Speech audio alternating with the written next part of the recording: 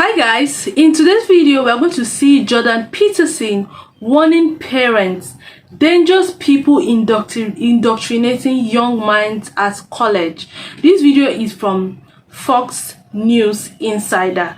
Jordan Peterson warns parents, dangerous people indoctrinating young minds in college, at college. But before we dive into the video, I'm Oge. Welcome to the channel. If it's your first time, we're super happy to have you here. Do well to like, share, subscribe, turn on post notification bell. Let's quickly see this together. Meanwhile, switching gears, dangerous people are indoctrinating your children. That's according to a leading conservative who's warning parents in a new video about sending their kids to America's liberal colleges. You're supporting ideologues who claim that all truth is subjective, that all sex differences are socially constructed, and that Western imperialism is the sole source of all third world problems.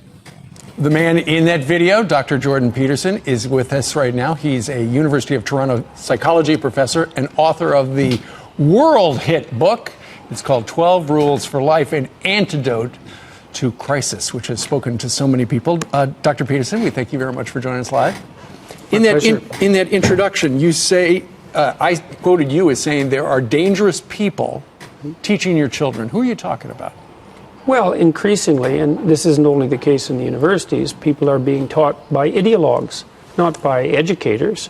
And ideologues have a very simple way of looking at the world. They reduce it to a few principles like inequality and unfairness and power. Those would be the fundamental principles at the moment that are operating on the radical left, and they're on an ideological campaign, and that's increasingly the case in elementary, junior high, and high schools as well, mostly because the faculties of education are full of people who are radical.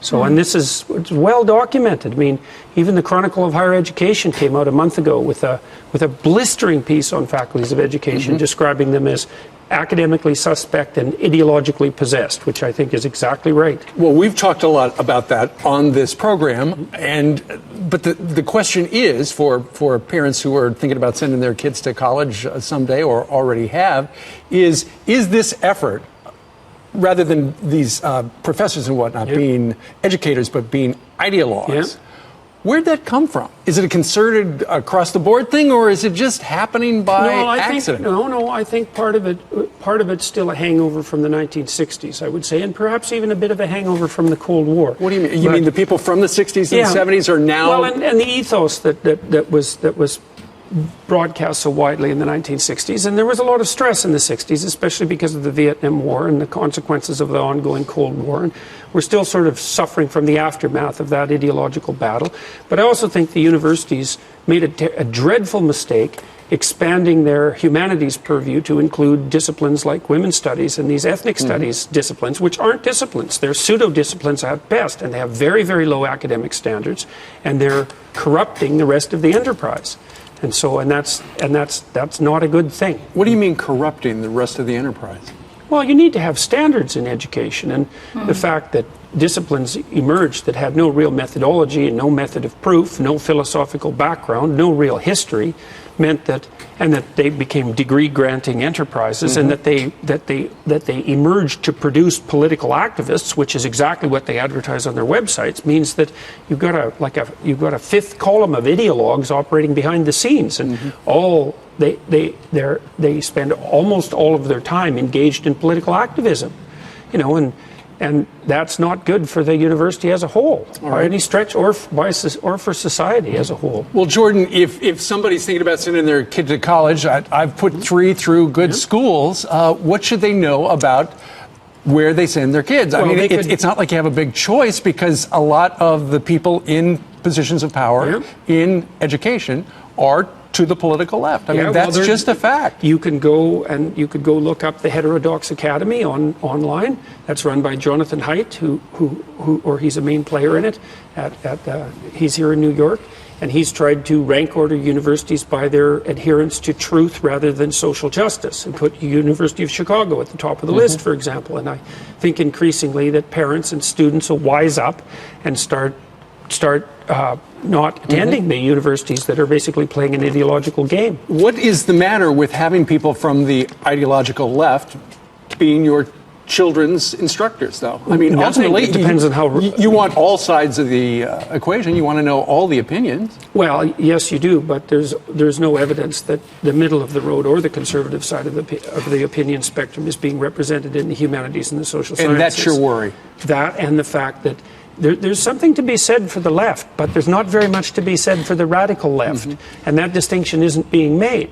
And the left can clearly go too far, as it did many times in the 20th century. And so when it gets too radical, especially when there's no countering voices, and there are very few, then that's a bad thing. It's bad for education. It's bad for broader society. It's altogether bad. Right. Jordan, you've been around the world talking your book up. People stop you on the street all the time now. What's the one thing you have learned since your book, 12 Rules for Life, An Antidote to Chaos, came out?